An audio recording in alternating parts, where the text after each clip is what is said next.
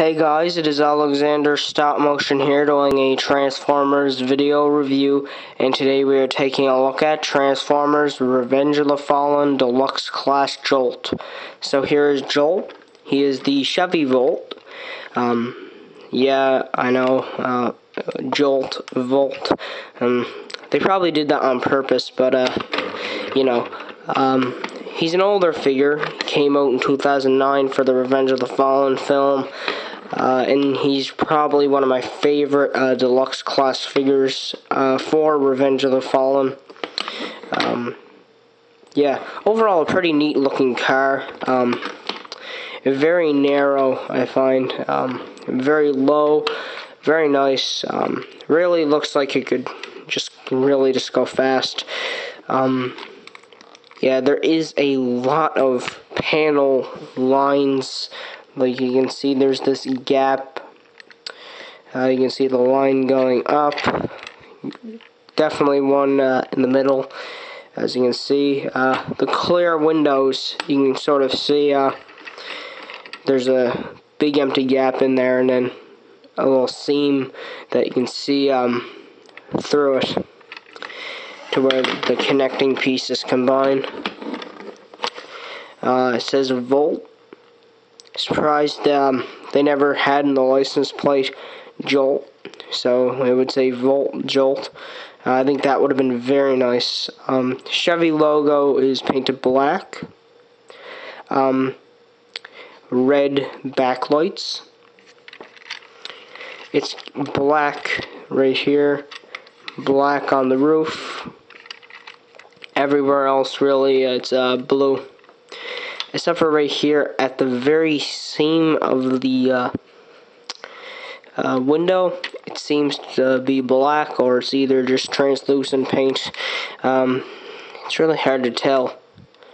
Yeah, silver side lights, so that's pretty cool. On the front, Chevy logo is painted gold. Not completely lined up close enough for you to really see it as much. Silver lights with a little yellow kind of square or something like that in the corner. So that's very nice. It's on both sides. So anyway, really good at rolling. Nothing really else to say about it. On to transformation. Well, while we're here, as you can see, not as easy to say it's a robot as the head's covered up. You can see a bit of the legs and feet, but really they're all, kind of folded up together, so pretty nice for hidden robot parts in case you're into all that, but really I don't think you're going to be displaying your figures like this. So anyway, for transformation, basically fold this out, fold them like so,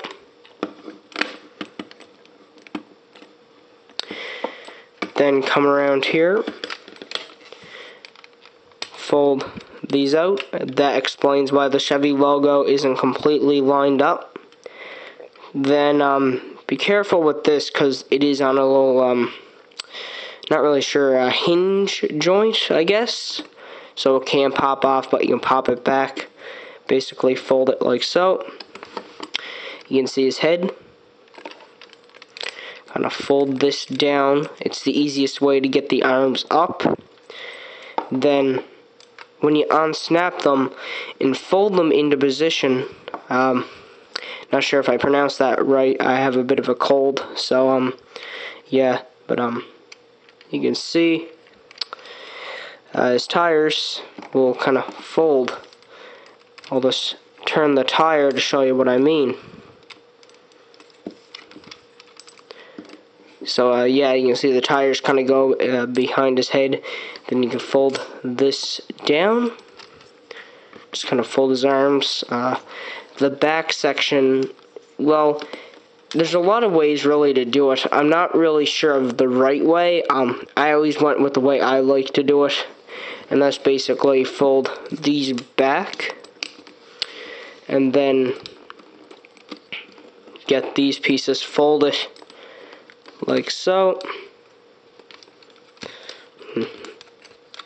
They're a bit hard because of a lot of things blocking it, and then just kind of fold that piece up like so. And that's the way I like to do it, and I think it's, I think it's more accurate to the CGI model for Jolt.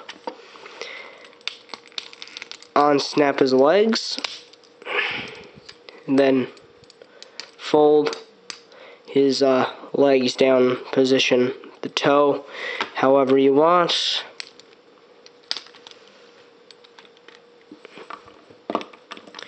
Not as simple to transform as like Dark of the Moon figures are, even though I hear that Dark of the Moon Jolt is pretty difficult to transform, more difficult than this version of Jolt. But there's Revenge of the Fallen version of him. I don't have Dark of the Moon to compare him to. He's actually one of the ones I did not pick up yet. I do want to pick him up because he looks pretty neat and accurate, except for this one has the right paint applications. Yeah, he does have the annoying all-spark blue. I think the power just flickered. But, yeah. Anyway, he does have his whips. If you see on the side, there is a notch that you can fold out, and the, our supposedly whips fold out. Really, they look more so like daggers or knives. So, yes. The notch really, it doesn't really do that well folding them up. You can fold them out just a bit, and then you can pretty much fold them out with your hand. They're not spring-loaded, which I like, so you get the option of like moving his arms however you want, and they won't pop out. I do like that. Articulation-wise, his arm is on this very nice ball joint. Twists at the upper part of the arm, and has this kind of hinge that you can rotate his shoulder up and down, bend at the elbow, no wrist articulation. You can see his hands, they look kind of upside down in my opinion. Ball jointed legs, bend at the knee, and then toe articulation, and then he has a waist joint. So yeah, he has a waist joint that's pretty nice. It's good for posing. Really, these whips do not do that much for posability. It certainly does not look like he could combine Optimus the Jetfire. Yeah. For some size comparisons, here he is next to Revenge of the Fallen Deluxe Ratchet. Roughly around the same height. Of course, you can lower Jolt's legs down, considering that they are on that kind of hinge joint, and you can get him shorter, but it just kind of looks kind of odd having his legs that short. So really, your best option is to have him like that. But then again, Ratchet, I find this is probably when they started shrinking down their deluxe class figures, when they got to Ratchet. So maybe like around that height, maybe the Voyager would be better in scale. I don't know, but yeah. For another comparison, here he is next to Dark of the Moon Deluxe class Bumblebee, and you can see, looking at a Revenge of the Fallen Deluxe compared to him, you can see it a little bit in Ratchet, to where the later Revenge of the Fallen figures like Ratchet and now to the Dark of the Moon figures look more accurate to the film.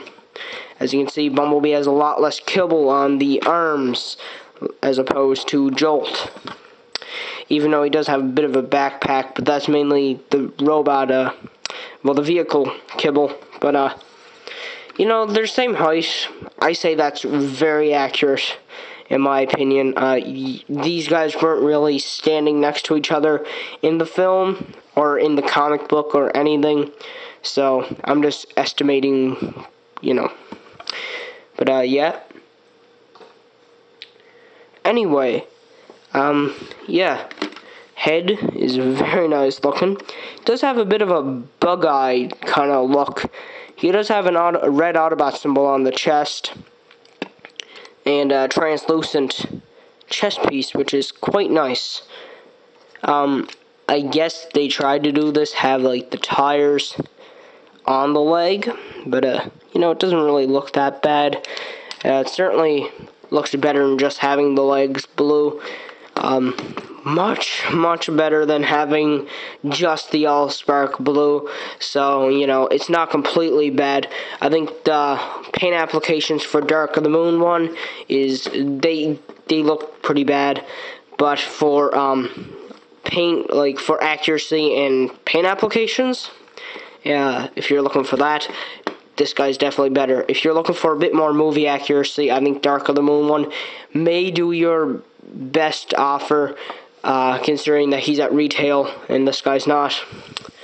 But this guy certainly looks like more so of an armored up Jolt, especially if you transform this backpack right. I think he looks even better.